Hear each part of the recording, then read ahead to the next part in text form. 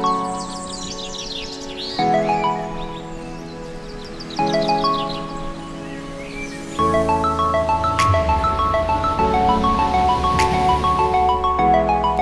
morning, everybody, and welcome to my world with Nat, Relocation concierge here in the Dominican Republic. I hope you guys are having a fantastic day. I am kicking off the week with none other than Miss Laurel Eastman from LEK, so I want to make sure I got it straight. Laurel has been in the DR for 20 years now. Met her on the beach just this past weekend and thought, she definitely has a lot of wisdom to share with us. So welcome to the show. Hey Nat, great to see you and really fun to be here, and hello to everyone out there thinking about moving to the Dominican Republic. Yeah, and obviously this is the capital, windsurfing capital of the year, or kiteboarding. Well, it started off as windsurfing. You're absolutely right in both cases. So, you know, in the 80s, a lot of people came to Cabarete for windsurfing, and that really helped grow tourism from what was a fishing village into a thriving water sports capital of the Caribbean, let's say, for sure. Oh no, it is crazy, and it's actually quite surprising right now because we are in September. The wind is very low, so there's not a lot of action on the beach. Yeah, you know, the weather is seasonal, and so with the wind sports industry, we basically have two seasons, and that's summer is our favorite season. Yeah. Strong winds, June, July, August. These are amazing months to be here for kite surfing. Yeah. And then September, October, November, and really December, these are surfing months. So the wind drops with the hurricane season that comes. Yeah. And that brings heat, but it also brings a lot of swell and waves. Yeah. So for people who like surfing, those months are amazing.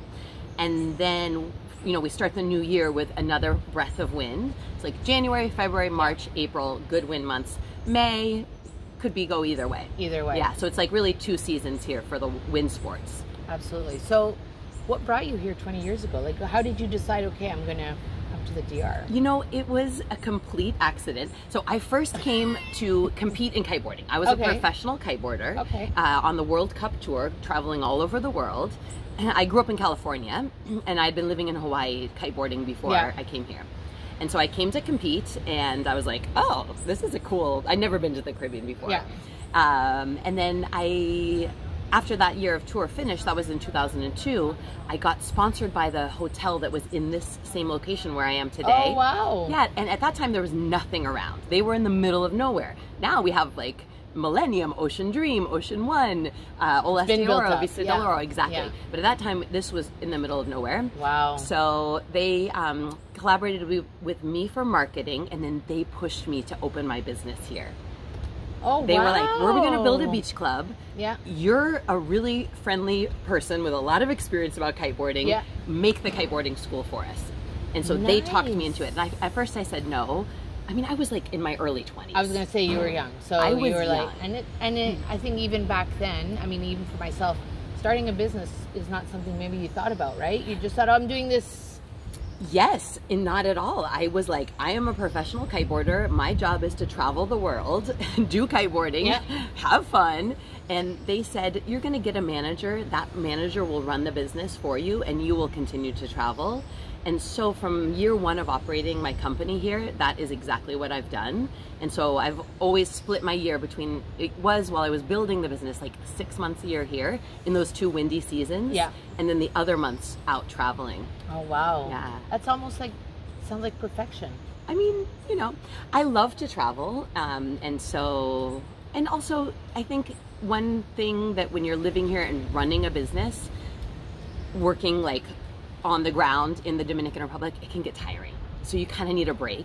Yeah. You know, and I like variety, so it suits me. Some people are super happy to just like move here. Like the manager that I have now, she moved here 15 years ago. She doesn't travel. She stays here. She's like super happy. Yeah. So it's really your personality. Absolutely. So if 20 years ago there was nothing here, it had to be a big decision to just to come and stay somewhere where it was sort of vacant. Well, I mean, by nothing, there was a lovely hotel, a fabulous hotel that's now been torn down. There was a fabulous restaurant, Tropicoco, and then there was a few villas next door. Yeah. And then around this area was beautiful nature. Yeah. Coconuts and goats and chickens and bananas and just and I'm a real nature lover. Like, that's what draws me to kiteboarding and being in the ocean. And so it had pretty much everything I needed. So you really have seen the area evolve?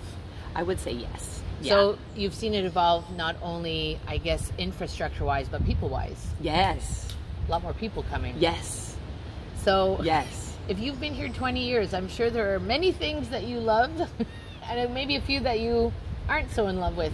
What are some, I mean, obviously the nature attracted you to stay and build, but are there things here, like if somebody's thinking, they're on the fence and they're thinking, do I do this? What are the things that are gonna, you know, maybe check off their boxes and say, yeah, we should try this? I mean, number one, I'm a big risk taker. So if you're watching this video and you're even thinking about relocating to a tropical island in a low income country, then that means that you might be a risk taker too, and get off the fence and try it. Because if you don't try it, right? What is that expression Wayne Gretzky said? I missed 99% of the shots I didn't take. Exactly. Exactly. You can unwind it. You know, you don't have to be like, this is the end of my, you know, end all and be all. And I think that's part of like the conversations I have with potential clients is, you know, we did the all in sort of, you know, we said, oh, we're going to do this and we're going to sell our house and move our child and, you know, do all the things. But a relocation really can be 6 months. It doesn't have to be the end all of everything. And in my 20 years here, I've seen many people come and go. They live here for a time of their life changes, they're like, I want to move somewhere else. Yeah. And so, and I think that's the beauty of it, right? I mean, the last couple of years, I think, has shown us that there's tons of things that are possible. You don't have to stay in that one sort of place. And I mean, we're really happy with the choice that we made. I mean, some of the things that are highlighted for us, I think that we see the difference in the freshness of the food. Yeah. Even like the you know, our daughters are carnivores, so we buy the meat. Even the meat is different, better. I know, I love the food here. So in the Caribbean, a lot of the islands don't have good agriculture. DR has amazing agriculture, and so that's a blessing. It is a blessing, because when you can stop on the side or just cross the street and pick up a couple of avocados or mango and dragon fruit and just like, and all for, I mean, I won't say, it's not pennies.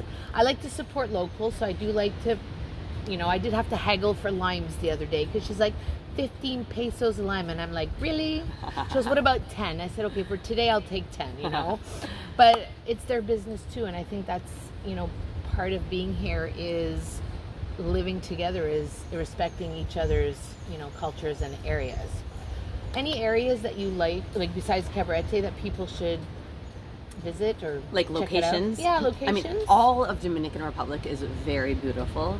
I tend to, you know, stay very focused when I'm in country. I basically just go from where I live in Ocean Dream to where I work at Millennium. Those are next door to each other. I do not have to put shoes on for that journey. You do not. And then so, now, that being said, Dominican Republic is home to the largest mountain in the whole Caribbean. I don't know if you've talked about this with your channel. There's snow. Is there not snow? I mean, I wouldn't say that there's snow. It might have snowed. Gets cold. It might have snowed. Yeah. You need a jacket. Yeah. So Pico Duarte is worth it. Yeah, that's a cool thing to check out. So I have left a cold country. I don't feel the need to go to the... Come back after the end of hot season here. You might be like, maybe I'm ready for a cool down. Maybe some freshness. And it's a 2-day trip. Yeah. Yeah, and it's physical. It's like, you know, if you like for me, I am an athlete. I like challenges. I like facing challenges and meeting them. And I think if you're listening to this video, you are that kind of person. So climbing the highest mountain in the Caribbean, you know, you do not have to be a super mountaineer. It's not like climbing Kilimanjaro. It's not like climbing Aconcagua, or for sure not like of the Asian peaks that are, you know, this is a doable thing, and it's also fun to just, you know, get out and see something different in the mountains here. And do you think that, you know, a lot of the questions I do receive from clients or, you know, discovery calls I have are, you know, can I live here on a set budget? Do you feel like that's a fair question? Like, do you think that we can live here on $3,000-4,000 a month? Oh yeah. Don't you think? I think. I mean, what are you gonna shop? There's no real shopping in this town. Like, if you want to do shopping, you're gonna have to like travel out of this village to do shopping. So, you know, that's one of the things I love about here. There's a simplicity here. Yeah, you don't really need a lot of things. You know, you need a lot of things. No, you need. I mean, a safe place to live that has mechanical cooling, ideally air conditioning. Mechanical cooling was a topic of conversation this morning because.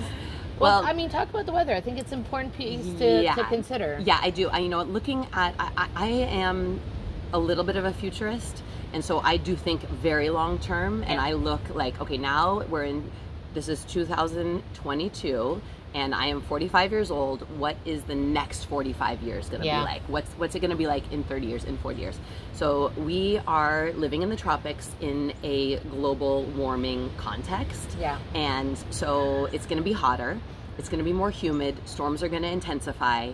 And we have a lot of work to do. Yeah. So I think it's I mean, if you are going to invest and do what you guys have done and be all in, you know, I think it is important to think wherever in the world you decide to be, think about what my home is going to look like when it is affected by global warming, hurricanes, flooding, mudslides, you know, all those things. All those things. Yeah.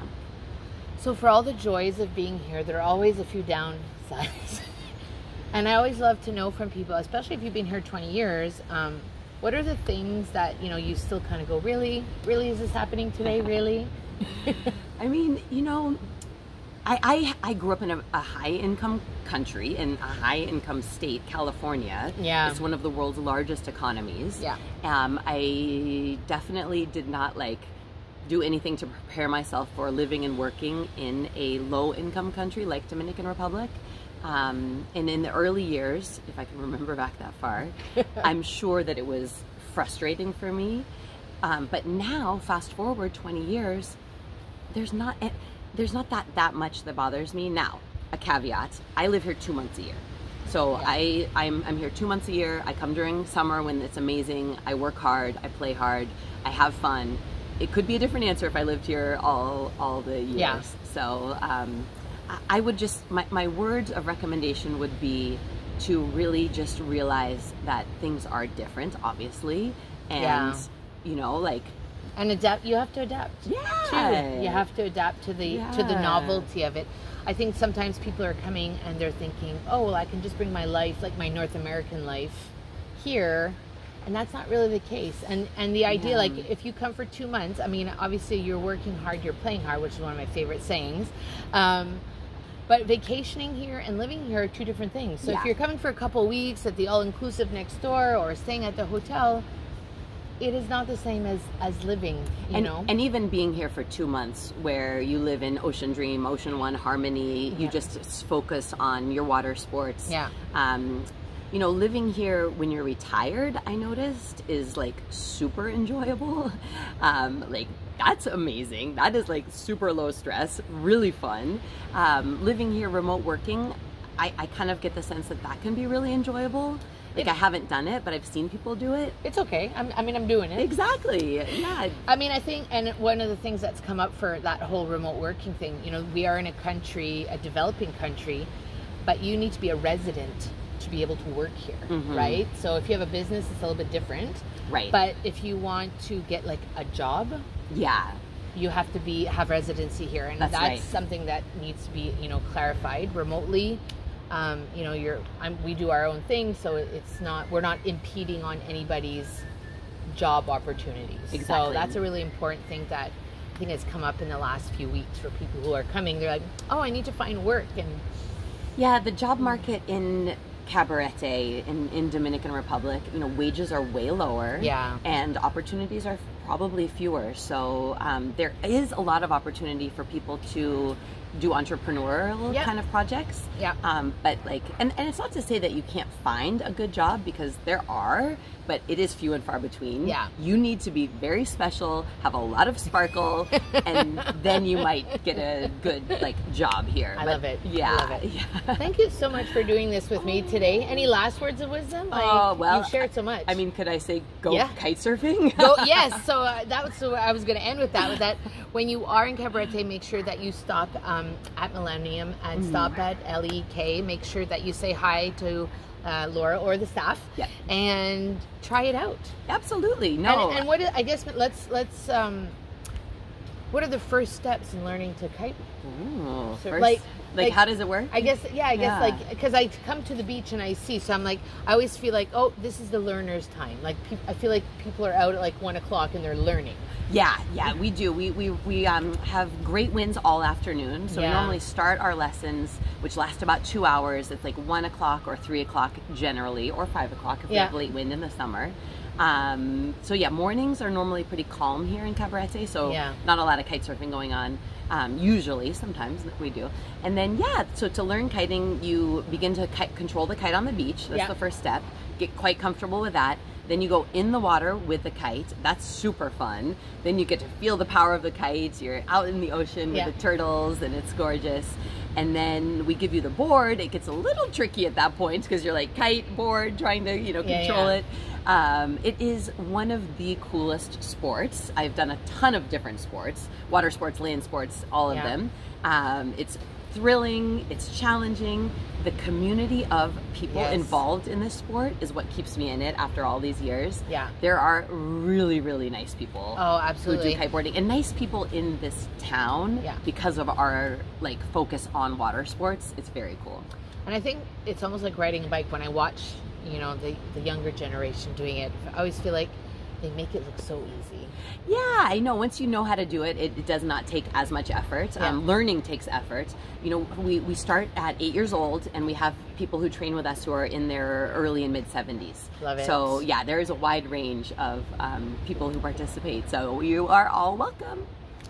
So if you are thinking of relocating, make sure that you click in the link below, the calendar link, so we can have a conversation to see how we can get you here, so you can do a little kite surfing, a little kiteboarding. And if you have any questions, make sure you drop them in the comments for Laurel and myself. Whatever you choose to do today, have an incredible day. Make sure if you like this video to like it and subscribe to the channel so you get notified next time there's a new video. Have an incredible day and see you soon. And thanks again, Laurel. Bye guys. Take care.